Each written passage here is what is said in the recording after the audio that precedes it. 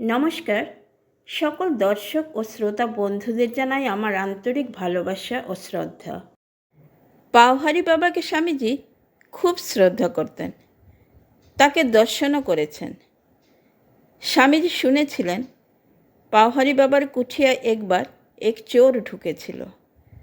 তার জিনিসপত্র চুরি করে পালাবার মুহূর্তে পাওহারি বাবা ঘুম ভেঙে যায়। চোর ভয় পেয়ে জিনিসপত্র ফেলেই পালাতে থাকে। পাওহারি বাবা সেই জিনিসগুলি নিয়ে চোরের পেছনে পেছনে ছুটতে থাকেন এবং বহুদূর গিয়ে চোরকে ধরে তার হাতে ওই জিনিসগুলি তুলে দিয়ে ফিরে আসেন।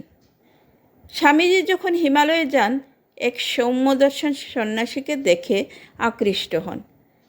তার সঙ্গে কথাবার্তা বলে স্বামীজি বুঝতে পারেন ইনি সত্যিই উচ্চতরের সাধু। কিন্তু স্বামীজি অবাক হয়ে গেলেন যখন তার মুখে শুনলেন তিনিই সেই ব্যক্তি যে পাওহারি বাবার কুঠিয়ায় চুরি করতে গেছিল। সাধুটি বললেন, পাওহারি বাবা যখন আমায় নারায়ণ জ্ঞানে অকুণ্ঠিত চিত্তে সর্বস্ব অর্পণ করলেন, তখন আমি আমার নিজের ভুল ও হীনতা বুঝতে পারলাম এবং সেই থেকে ঐহিক অর্থ ত্যাগ করে পারমার্থিক অর্থের সন্ধানে ঘুরতে লাগলাম।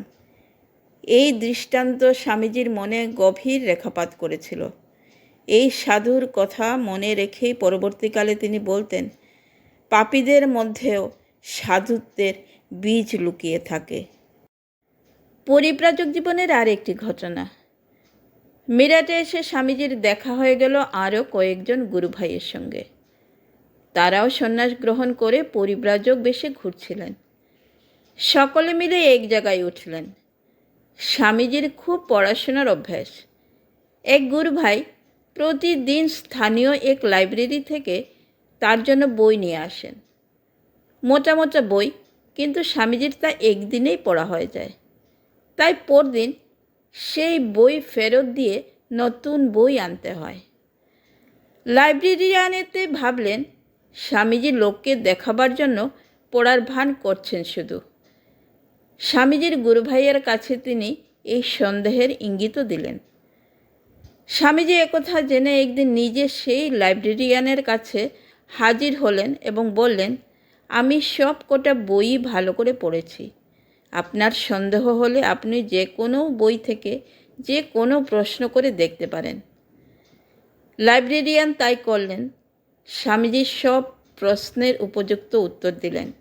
দেখে লাইব্রেরিয়ানের বিষয়ের সীমা রইল না। তিনি ভাবতে লাগলেন, এও কি সম্ভব? আজকে এই পর্যন্তই বন্ধুরা। আগামী পর্বে আপনাদের সাথে আবার দেখা হচ্ছে। ভিডিওটি দেখার ও পাশে থাকার জন্য আপনাদের জানাই অসংখ্য ধন্যবাদ।